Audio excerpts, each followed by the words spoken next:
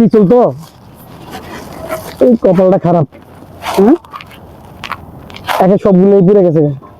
এটাই তো ভাই খুব কষ্ট হয়, বেচা কেনা হোক না হোক আতঙ্কের মধ্যে থাকতে হয়। হ্যাঁ হ্যাঁ মেয়াদোপতির জন্য আমাদের এই জিনিসটা হয়। বেয়াদবদের বলতে ভাই এখানকার আমি বুঝছি তো, ওরা মনে হয় দৌড়ান দেয়। আমরা যদি কোনো পকেট নেশা করতাম বা কারোর হসপিটালে দেবো, তাহলে আমরা আপনাদের কাছে সবার কাছে আমরা পরিশ্রম করি। দৌড় দিছিলেন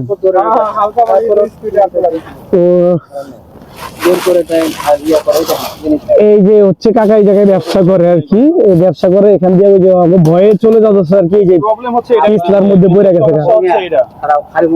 এই পিছলার মধ্যে পড়ে কাকার সবকিছু আসলে নষ্ট হয়ে গেছে। এরা এখানে কাজ করে খাইতেছে এদের সময়। তুলে দাও, যা তুলে দাও, যা দাও। বাসা কোথায়?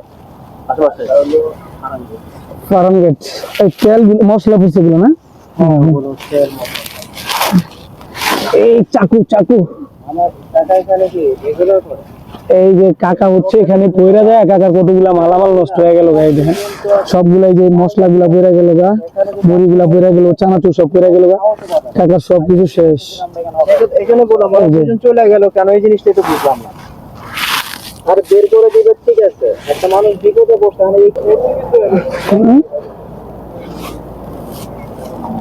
ওই পলিগুলো এক্সট্রা একটু ধুয়ে নিয়ে হয় যেভাবে ছিল না এটা।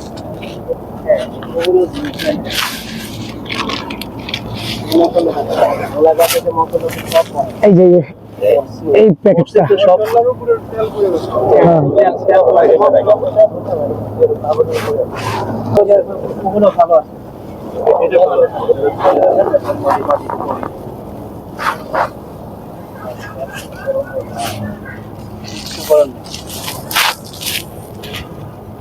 যা কপাল খারাপ, ওই জন্য পড়ে গেছে। কেন ওদিকে তো পিছলা ছিল, এই জায়গায় পড়ে গেছে।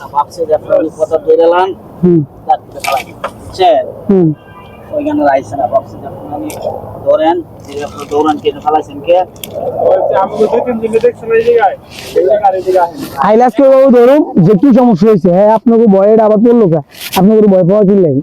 তাড়াতাড়ি আমি খারাপ এই করা না, গাইটা এটা ব্যবসা করে খায়। বাগানা হাম অঞ্চলে দিয়ে দেয় পরিবেশ কিন্তু আমরা নষ্ট করি, ময়লার জন্যই করে। কিন্তু আপনারা কিন্তু অনেকে খাবার নিয়ে আসেন বাইরে থেকে, এটা কি করবেন? ডাস্টবিনে যে ফেলাবেন? অবশ্যই না।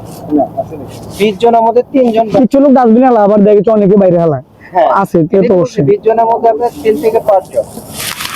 আমরা তারা কোথায় যাচ্ছি, কোথায় যাই?